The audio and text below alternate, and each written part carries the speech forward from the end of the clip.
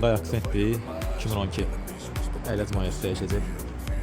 Əylət mayesi dəyişməlidir, kırmızıdır, 4%-dir.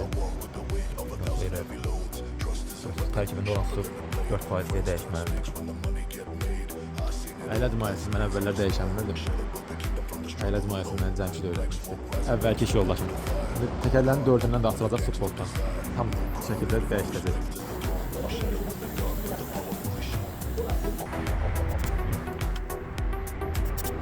Təlimata uyğun olaraq birinci ən uzaqdan, yəni sağ tərəfdən, sonra sol tərəfdən, qabaq sağ tərəfdən və sol tərəfdən çəkiləcək. Bu aparat vasitəsilə tam şəkildə dəyişəcək.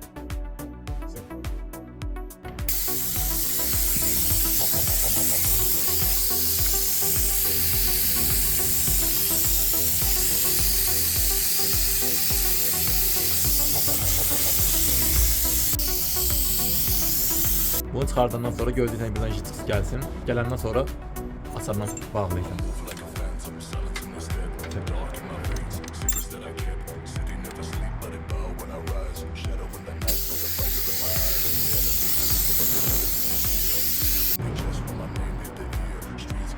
Şurada köhnə jiks.